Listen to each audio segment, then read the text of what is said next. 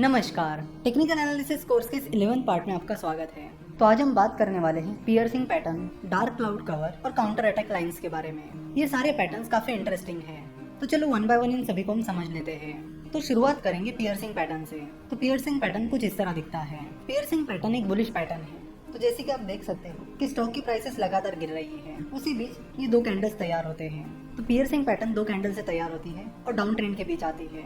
इसमें से जो पहली कैंडल है वो रेड कैंडल है और दूसरी कैंडल ग्रीन कैंडल है।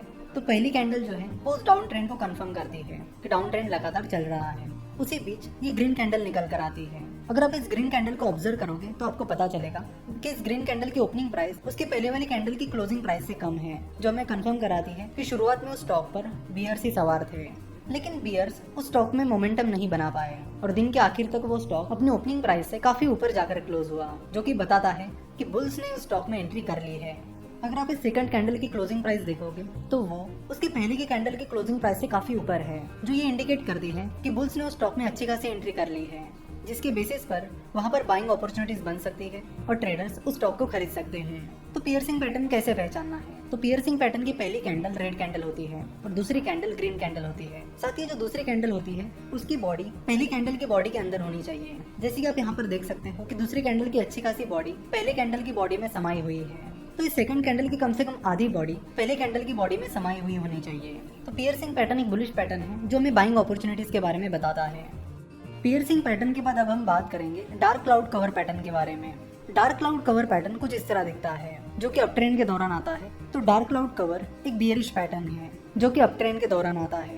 तो जैसे कि आप यहाँ पर देख सकते हो कि शुरुआत में स्टॉक की प्राइसेस ऊपर जा रही हैं और लगातार नए नए हाईज तैयार हो रहे हैं। उससे पीछे ग्रीन कैंडल आ जाती है जो हमें इंडिकेट करती है कि बुल ट्रेंड लगातार चल रहा है, और उसके बाद ये रेड कैंडल आती है। तो डार्क क्लाउड कवर पैटर्न में दो कैंडल्स होती हैं, पहली ग्रीन कैंडल और दूसरी रेड कैंडल। तो अगर आप रेड कैंडल की ओपनिंग प्राइस पर देखोगे तो रेड कैंडल की ओपनिंग प्राइस उसके पहले की कैंडल की ओपनिंग प्राइस से ऊपर थी। यानी शुरुआत में वो बता रही थी कि उस स्टॉक में बुल्स का रन जारी है, लेकिन फिर बुल्स उस मोमेंटम को बना ही नहीं रख पाए और दिन के आखिर तक शेयर प्राइस गिरते गिरते गिरते काफी नीचे आकर क्लोज हुई। अगर आप उस सेकंड कैंडल की क्लोजिंग प्राइस देखोगे तो सेकंड कैंडल की क्लोजिंग प्राइस उसके पहले की कैंडल की क्लोजिंग प्राइस से नीचे है, जो हमें बताता है कि उस स्टॉक में बियर्स ने एंट्री कर ली है।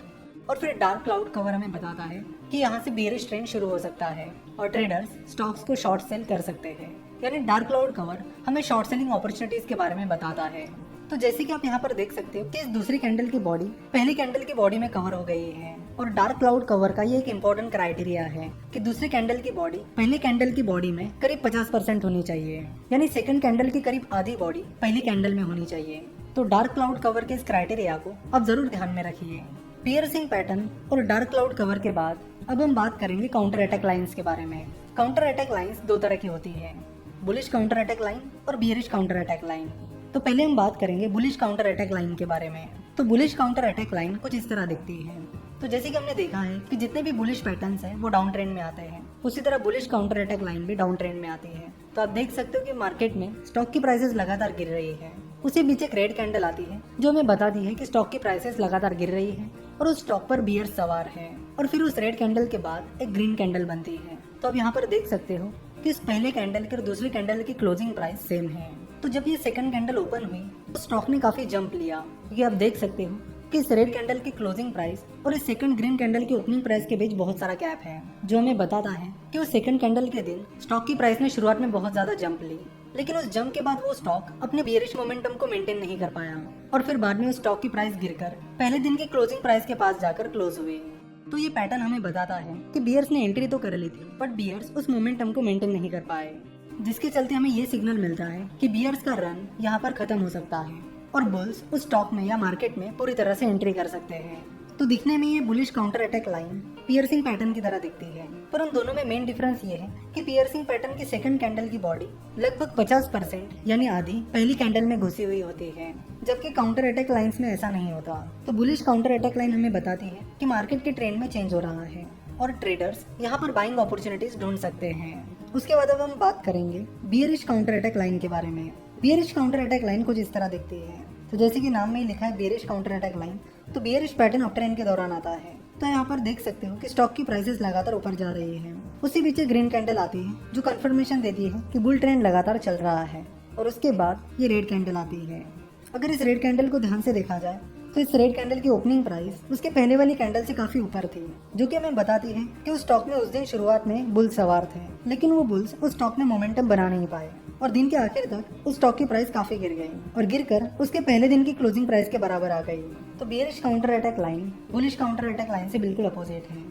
दिखने में bearish counter attack line dark cloud cover की तरह दिखती है, पर उन दोनों में मेन डिफरेंस ये है कि डार्क क्लाउड कवर के सेकंड कैंडल की लगभग आधी बॉडी पहली बॉडी के अंदर घुसी हुई होती है, जबकि बेयरिश काउंटर अटैक लाइन में ऐसा नहीं होता।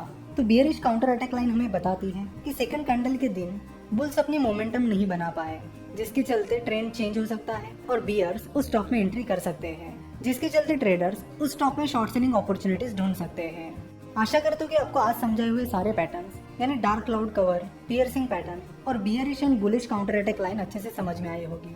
नेक्स्ट एपिसोड हमारा पैटर्न्स का आखिरी एपिसोड होगा, जिसके बाद हम आगे टेक्निकल एनालिसिस से जुड़ी और भी चीज़ों के बारे में बात करेंगे।